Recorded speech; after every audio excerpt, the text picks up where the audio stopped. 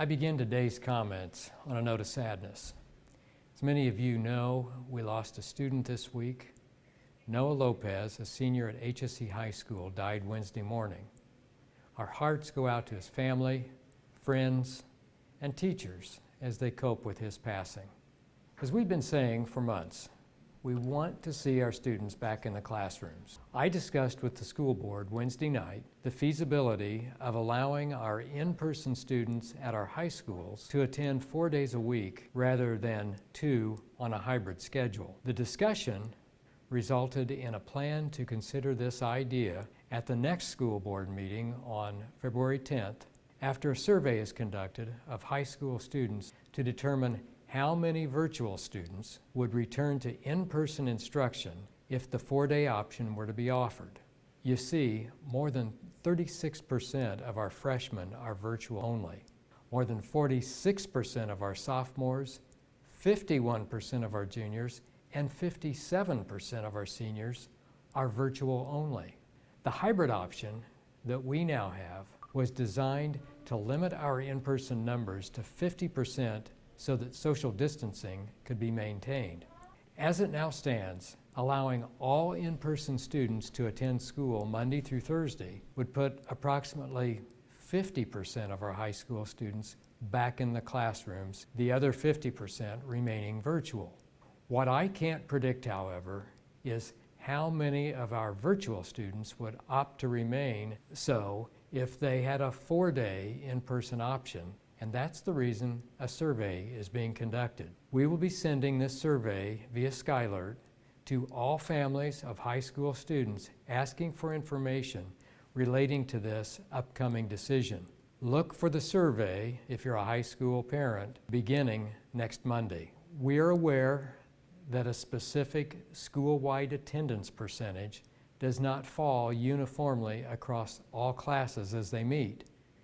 Because the freshman in-person numbers are higher, some classes at that grade level might appear to have sparse attendance, but some classes would be larger than those at other grade levels.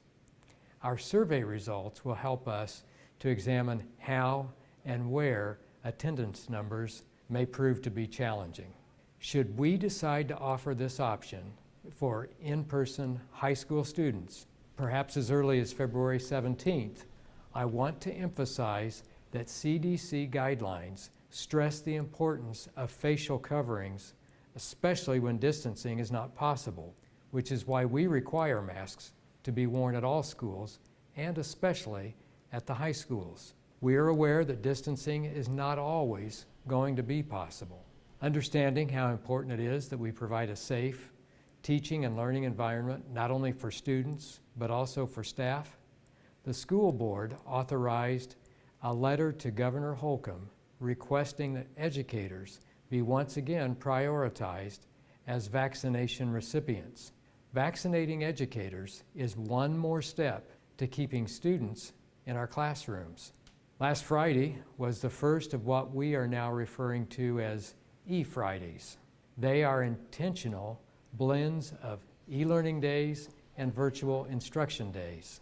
Parents can expect to see students involved in Zoom conferences with their teachers to have book discussions, remediation or enrichment sessions, debates, classroom community circles, student work sessions, or quick assessments. A more intense listing of possible expectations will be available online. We're monitoring the success of these days and will continue to refine our practice in order to achieve the benefit that we planned for with students and for teachers.